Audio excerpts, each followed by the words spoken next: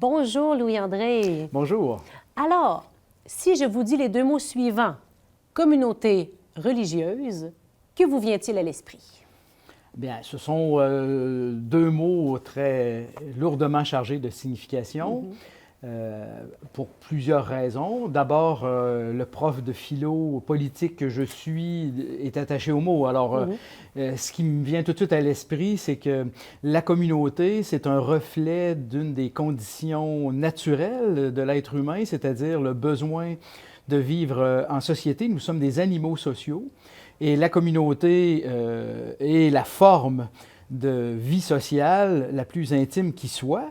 Religieuse, bien, le mot religieux, ça vient du latin. Et un des dérivés, c'est ce qui relie les gens les uns aux autres. Alors, une communauté formée de gens très reliés les uns aux autres, c'est solide. C'est très solide, c'est très parlant. La communauté de base étant la famille, et la famille étant la première forme de société de toute la grande communauté politique, la communauté religieuse indique la source du lien, à savoir la foi. Et au point de départ, même quand on remonte très très loin dans les traditions occidentales et orientales, le rapport au divin vient donner la raison d'une part importante des liens que l'on tisse avec son semblable. Bon, ceci étant dit, la communauté religieuse, c'est aussi, pour le Québécois que je suis, le reflet d'une part importante de ce qui a constitué la société québécoise. Et il me semble que nous vivons à une époque où nous avons tendance à oublier cela. Ou à malmener le mot, bon, peut-être? En fait, ce qu'on malmène, bien entendu, c'est certains comportements qui se sont développés à l'intérieur de certaines communautés religieuses, qu'on a toutes les raisons du monde de déplorer. Par contre, je pense que là où nous manquons le bateau, c'est dans cet exercice qui consiste à faire la part des choses entre les avantages et les inconvénients. Alors, bien évidemment, je serai de ceux qui vont dire qu'on ne doit rien excuser de ce qui ne doit pas l'être, mais en contrepartie, on doit savoir reconnaître les apports, les bénéfices qui ont structuré le monde dans lequel nous nous trouvons. Comme je suis professeur de philosophie politique, je dirais d'entrée de jeu que la façon de vivre, la démocratie occidentale qui règle notre manière de vivre en société, ça a des racines dans la Grèce antique et ça a été nettement, de façon très importante, influencé par le christianisme. Et nous vivons dans une démocratie où les individus ont droit de vote et ce droit de vote il a été acquis grâce à une conception de l'être humain que l'on doit à la communauté religieuse, principalement chrétienne et catholique. C'est-à-dire que les citoyens, dans la perspective théologique, sont des gens qui ont été créés à l'image du Créateur. Et cela confère une valeur intrinsèque à la personne qui est très, très, très importante, de telle sorte une dignité, une liberté. Tout à fait. Bon, alors, voilà qui est un des apports fondamentaux de la communauté politique qui doit beaucoup à la communauté religieuse, si je puis dire. Et puis, si on regarde les choses au Québec, évidemment, bien, l'éducation et la santé, ce sont les grandes institutions qui doivent le plus aux communautés religieuses. Le côté social aussi, je crois. Oui, le côté social, bien entendu aussi. Et c'est un problème quand même assez complexe parce qu'on a tendance à oublier que souvent on va reprocher à l'Église et aux communautés religieuses d'avoir pris trop de place, mais il fallait savoir qu'à l'époque, c'était une place que personne d'autre ne pouvait prendre. Qui était vacante. Voilà. Alors, je pense qu'il y a avantage à reconnaître l'apport toujours important et constructif des différentes communautés religieuses. Je pense aux Augustines, par exemple, qui ont quand même donné au Québec les Hôtels-Dieu. Et il faut aller faire une visite au musée des Augustines à Québec. C'est formidable. On voit toutes les traces de comment les écoles de médecine, la chirurgie s'est développée avec cet esprit de fond qui était l'esprit, entre autres dans ce cas-là, de Saint-Augustin. Et il y a les frères Untel de ce monde, il y a tous ces grands personnages qui ont réformé l'éducation, qui ont permis au Québec actuel de bénéficier d'un système éducatif solide. Et je pense qu'il y a vraiment raison de s'attacher à reconnaître les bienfaits de la communauté religieuse. Alors ici, on pourrait faire aussi un rappel de comment chaque communauté religieuse a agi, mais il faut dire aussi que pour la vie de tous les chrétiens, dont la mienne, l'expérience de la vie communautaire, c'est quelque chose qui structure notre manière de vivre une vie chrétienne signifiante. Ça ne se vit pas tout seul, ça doit se vivre en communauté. Ça l'enrichit. Ça l'enrichit, mais c'est plus que l'enrichir, parce que c'est quelque chose qui, je dirais, pour prendre un mot à la mode, qui est dans l'ADN de la vie religieuse. Et ça, parfois, ça s'est perdu. C'est ma petite religion à moi. Oui, c'est ça. En voulant le relayer au plan privé, on perd l'aspect communautaire. Oui, c'est souvent ça qui arrive. Mais en fait, là, ici, il ne faudrait pas me partir là-dessus, parce qu'il y a mais il y a toute une lecture fort intéressante de ce qui s'est passé après la Renaissance, avec l'avènement des sciences modernes, le regard que le philosophe René Descartes a posé sur la chose religieuse. C'est très, très intéressant, parce que ça débouche sur une conception beaucoup plus individualiste de la relation que nous avons au divin. Mais je répète que l'essence même de l'épanouissement du christianisme, de la vie chrétienne, passe par la vie communautaire. Et la Révolution française qui a proclamé liberté, égalité, fraternité, ce sont des concepts et des valeurs qui sont dans le droit fil de la culture chrétienne. La fraternité, pour un grec et un romain antérieurs au christianisme, c'est ridicule. Politiquement, nous ne sommes pas des citoyens frères.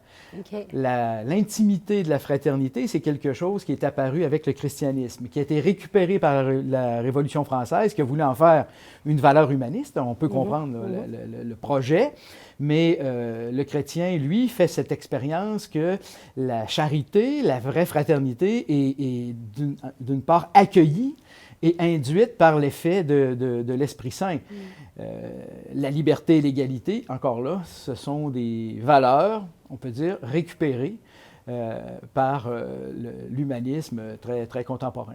Alors, je pense que c'est intéressant de songer à retrouver le sens de ses racines pour, je dirais, accueillir et reconnaître les bénéfices de ce qui a été récupéré. Mais le danger, c'est qu'il ne faut jamais oublier que la récupération a une origine et la connaissance de cette origine aide et agit à l'épanouissement de l'être humain puis de la communauté politique en général. Quand vous pensez aux communautés religieuses qui ont fondé notre Québec puis qui l'ont fait devenir ce qu'il est devenu aussi, qui ont participé à ça, quel mot qui vous vient? Assez spontanément, j'évoquerais la question de la charité. Pourquoi la charité? Parce que c'est ce qu'on appelle une vertu théologale, c'est-à-dire une vertu dont l'exercice est induite par l'Esprit Saint. C'est ce qui donne le lien à la communauté. Pas de communauté sans éléments de liaison les uns avec les autres. C'est pour ça que dans une société quelle qu'elle soit, il doit y avoir des lois, il doit y avoir des règles qui régissent la vie en commun. Et là, ça serait la charité? Ben là, non, pas dans la société civile. Dans la communauté. Dans la communauté religieuse, c'est la charité. Quelle est la distinction de fond? C'est que la composition d'une communauté religieuse, et peu importe son origine, c'est de réunir des femmes et des hommes, tantôt seulement des hommes, tantôt seulement des femmes, sinon hommes et femmes, c'est de réunir des personnes qui ne se sont pas choisies pour faire œuvre commune, mais qui ont reçu un appel, pour reprendre le langage du chrétien, qui ont reçu un appel et qui, ensemble, désormais, vivent une vie communautaire. Et cet appel reçu conduit à l'exercice du bien à autrui sous la forme de ce qu'on appelle la charité. Alors, la charité, il faut comprendre que c'est quelque chose qui va par-delà la générosité. Spontanément, on pense à l'enfant qui tend la main, la charité, la charité. Oui, c'est ça. Alors, il y a des œuvres qui sont caritatives, puis ça, on n'a pas besoin d'être croyant pour en faire. On a 1000 témoignages qui le montrent. Faire œuvre charitable ou être charitable ou recevoir le don de la charité, ça implique d'abord et avant tout que le lien de la communauté à laquelle j'appartiens permet à des êtres qui ne se sont pas choisis de s'entre-aimer par-delà les seules ressources naturelles, si je peux dire. Par-delà la bonne volonté qui est toujours nécessaire, mais qui est insuffisante à assurer le lien entre la communauté. Je me rappelle, pour être très concret, j'avais un ami, je dis j'avais parce qu'il est décédé maintenant, qui était moine à Saint-Benoît-du-Lac. Et quand j'étais adolescent, j'allais fréquenter le monastère et j'étais très impressionné par ce que je voyais. Je voyais une communauté d'hommes priants qui donnaient tous les signes d'être unis les uns aux autres, surtout au moment des offices. Et j'avais, un peu par mimétisme, le réflexe de faire un peu comme eux. Et cet ami, qui avait son franc-parler, je me rappelle, m'avait dit « Attention, attention Louis-André, tu ne dois pas confondre le reflet avec la cause du reflet. Quand nous sommes au réfectoire ou quand tu nous vois pendant l'office, nous reflétons l'amour charitable que Dieu nous a donné. Et quand nous sommes dans notre intimité, nous avons 1001 occasions de nous confronter dans nos caractères qui sont très différents. Puis il était très précis, il disait, moi, je viens d'un milieu extrêmement bourgeois de Montréal, et quand je suis entré au monastère avec plein de bonnes intentions, mon moine voisin mangeait en sapin. Fatigant, là. Et là, il disait, ça m'avait beaucoup frappé, parce qu'il me disait, tu sais, j'étais plein de bonne volonté. Je me disais, pas de souci, Seigneur, ce voisin, dans 3 semaines, je l'aimerai. Et dans 3 semaines, je voulais le tuer, disait-il. Et j'ai compris cette journée-là que pourquoi la charité est une vertu théologale. C'est-à-dire que là, je voyais la communauté religieuse dans ce qu'elle a de religieux. Le liant, ce qui l'unit, c'est cette chose absolument improbable de voir des êtres qui ne vont pas naturellement ensemble finir par faire une unité, développer un amour, mais vraiment très profond dans toutes les dimensions de ce que ça représente, envers des gens, envers des personnes qui constituent la communauté, mais qui sont effectivement complètement différentes. Et ce qui est intéressant, c'est que la charité produit les signes de l'amour et de l'unité. Et moi, je voyais bien l'unité là au moment des offices, mais c'était réel aussi. Hein? C'était réel, mais c'est une unité, je dirais, qui, pour prendre une image, ressemble un peu au reflet du soleil sur la Lune. La Lune est l'astre de la lumière la nuit, mais c'est un astre qui ne produit aucune lumière. C'est juste un reflet. C'est un reflet. De la lumière mais du quel soleil. reflet et quelle importance à ce reflet. Et je pense que c'est le type d'analogie qui peut aider à comprendre que le liant, encore une fois, le liant de la communauté chrétienne, c'est quelque chose qui dépend de ce don reçu, de cet amour immense qui est celui de la charité, et qui va se traduire par la suite par ce même don aussi puissant, partagé, diffusé autour de la communauté. Alors, et c'est là qu'embarquent les œuvres caritatives, les missions, les apostolats. Voilà. Et puis, je pense que parmi le devoir de mémoire et de respect qu'on doit avoir sur les bénéfices qu'on doit aux communautés religieuses au Québec et ailleurs, mais c'est d'être capable de bien mesurer l'ampleur que cet effet de la charité a eu sur les institutions québécoises. Là. Avez-vous des exemples, justement, bien, écoutez, de ces bénéfices? Assez spontanément, je dirais, il y a les Sœurs de la Charité qui portent bien leur nom. En effet. À qui on doit des institutions énormes autour de l'éducation. Oui. Et encore une fois, ici, ce que je veux bien mettre en évidence, c'est que l'objection qu'on peut servir, c'est de dire, oui, mais encore, il y a plein de gens, plein de bonne volonté qui font toutes sortes d'œuvres. Oui, ça s'est entendu. Mais je pense qu'il y a quelque chose d'un peu spécial quand on regarde l'ampleur et le rayonnement. Quand on regarde le début de la colonie, comment, encore une fois, pour la santé, pour les institutions, l'éducation, à tous les niveaux, on a vu que la société québécoise s'est érigée sur le socle de cette charité, de ce don des communautés à la société que nous formons maintenant. Et je pense qu'il il vaut la peine de s'y attacher puis de regarder un peu comment les choses se sont constituées. Est-ce que je me trompe si je dis, c'est vrai, on dit souvent, tu sais, c'est normal, c'est pas le monopole de l'Église ou du christianisme de faire des bonnes œuvres, mais de dire que pour notre société actuelle, c'est devenu naturel, c'est devenu notre essence, mais que c'est un héritage reçu, que c'était pas si naturel que ça à la base. Absolument. C'est à cause du don de ces communautés, de ces personnes, que c'est devenu naturel. Votre remarque est très, très appropriée, effectivement, parce que c'est là où c'est important d'apprendre, mais c'est pas facile, là, à mesurer l'impact, le bénéfice, mais comme j'essaie de bien le comprendre, la part qui revient à l'origine. Et c'est très juste. La vie démocratique, je dis souvent ça à mes étudiants d'ailleurs, à qui j'enseigne au cégep à l'université, la vie démocratique, c'est quand même l'héritage, comme je disais déjà, de la culture grecque, du christianisme et de la Révolution française. Mais c'est un héritage dont il faut savoir saisir le pouls et de l'origine, et comment une certaine aisance dans la facilité de vivre les choses actuelles n'a de sens que dans la mesure où on replace l'origine dans son contexte. Et effectivement, on peut banaliser ce qui est devenu plus simple, qu'on a adopté, en oubliant d'où ça vient. Et là, le prof de philo politique que je suis est très, très sensible à la chose, parce que toutes les dystopies, tous les projets de société nouvelle où on a intentionnellement ou négligemment rayé la culture de la mémoire du passé, ça évolue nécessairement vers une catastrophe, là, parce qu'on a l'impression qu'on va recommencer le monde à zéro, à neuf. Et ça, c'est une erreur très grande. C'est pour ça que le sujet que vous abordez me semble si important. Il faut toujours saisir les occasions de faire la part des choses, de bien comprendre d'où ça vient. Alors, c'est intéressant parce que la société actuelle met tous ses efforts pour qu'on reconquiert la connaissance des Premières Nations.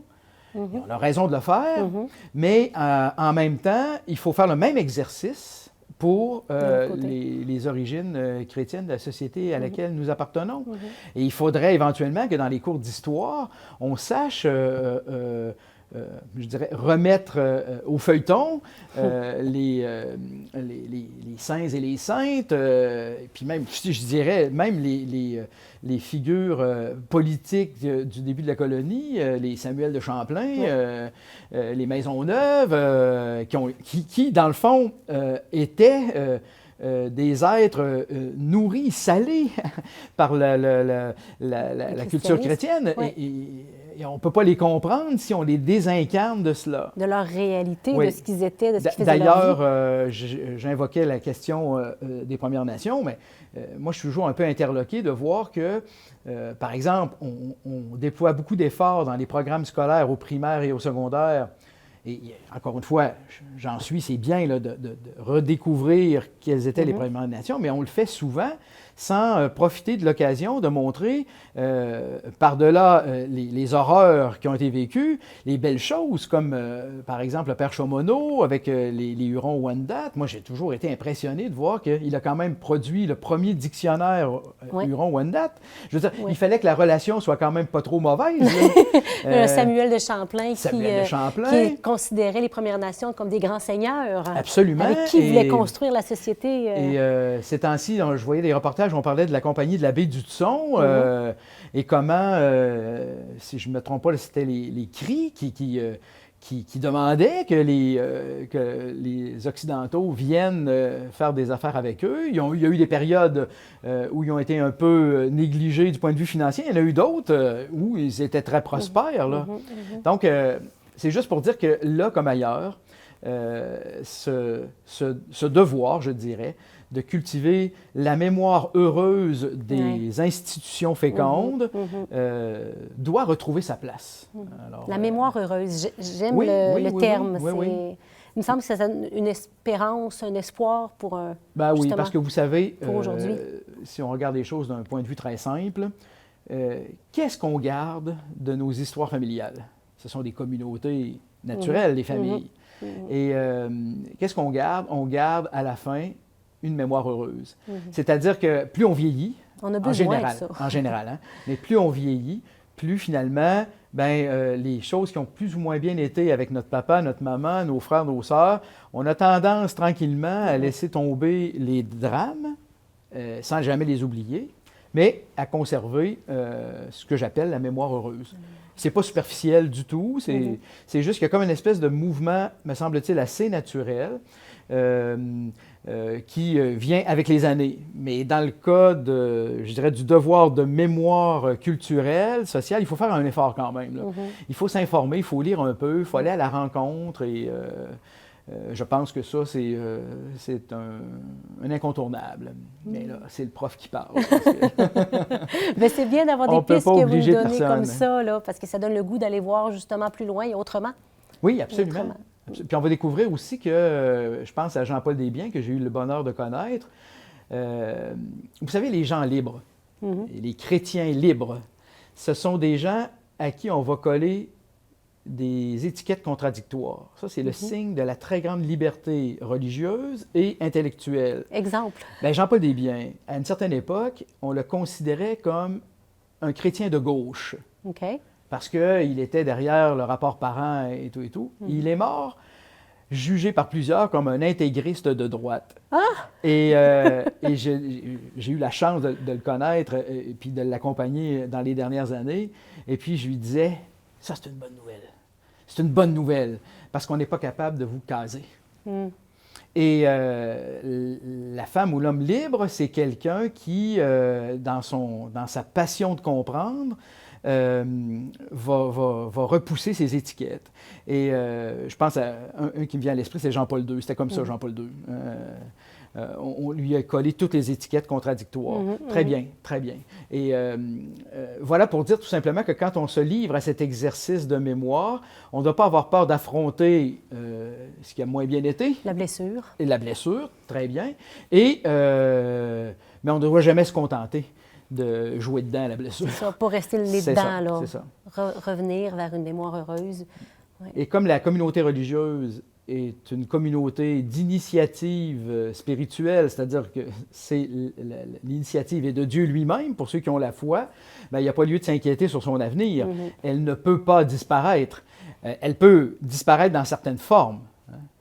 J'ai eu la chance de rencontrer Louis Bouillet, qui est un théologien, qui était l'ami, le confident de Tolkien, le Seigneur des Anneaux. C'est comme ça qu'on le place. Mais c'était un très, très grand théologien.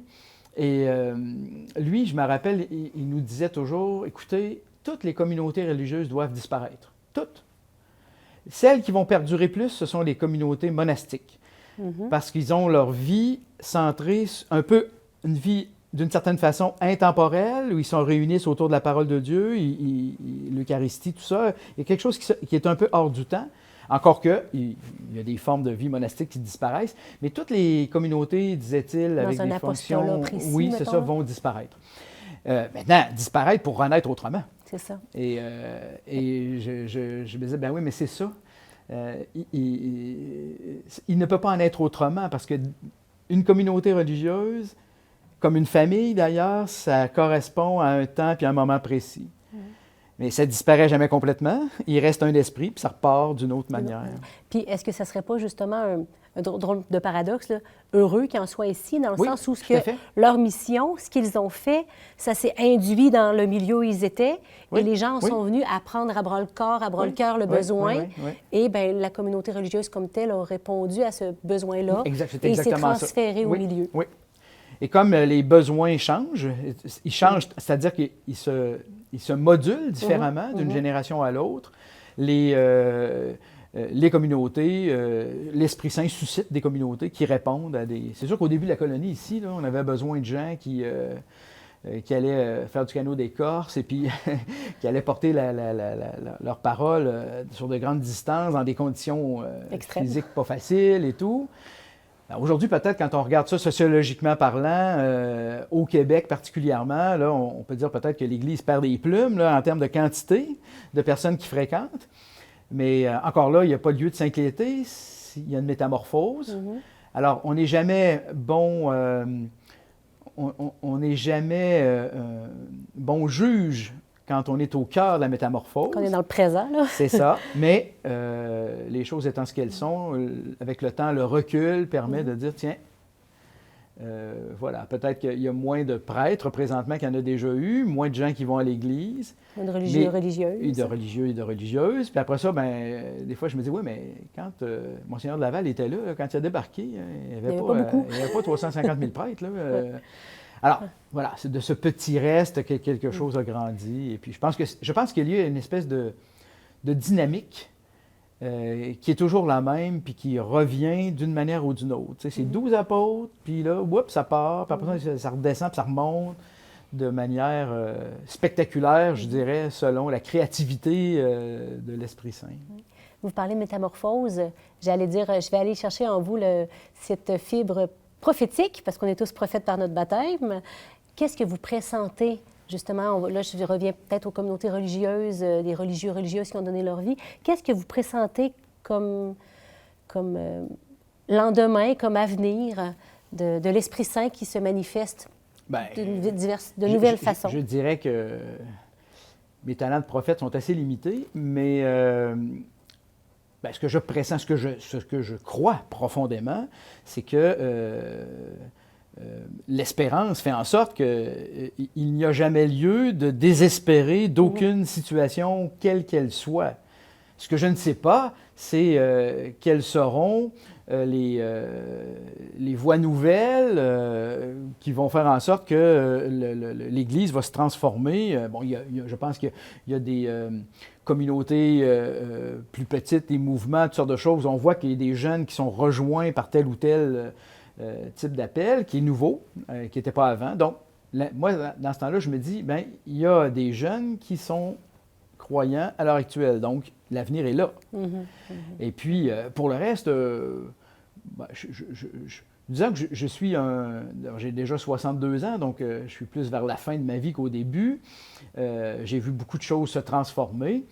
Alors, je pense qu'il y a encore un grand déclin qui nous attend, c'est-à-dire qu'il y a une forme qui est en train de s'éteindre. Alors, tout ce qui s'éteint et meurt comporte sa part de deuil. Alors, je pense qu'on est encore là-dedans pour un bon moment. Pour le reste, je ne perds jamais. J'ai espérance que rien ne peut s'arrêter. Maintenant, quoi vous dire sur quelle forme ça va prendre? Là, malheureusement, je suis un prof de philo politique. Mais il y a de l'espérance. Ah oui, non, mais ça doit être...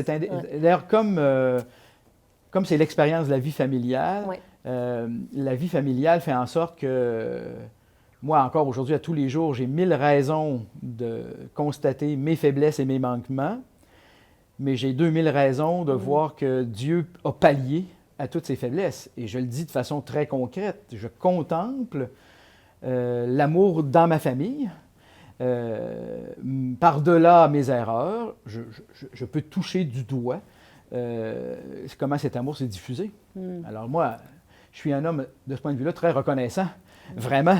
Je me dis, si ça avait été la conséquence directe de mes mauvais coups, la famille se serait déglinguée. Et ce n'est pas du tout le cas. Bon. Alors, je dis, c'est ça. Alors, l'Église, c'est pareil. Hein? Je ne suis pas capable de dire présentement comment ça va se reconstruire, mais ça va se reconstruire, forcément. Oui. 1000 merci. C'est un plaisir d'échanger ensemble cet après-midi sur des sujets si profonds, vastes et profonds. Donc, en espérant qu'on ait l'occasion d'échanger encore de nombreuses fois sur plein de sujets. Bien, ça me fera plaisir. Je vous remercie en tout cas pour l'invitation. Merci beaucoup.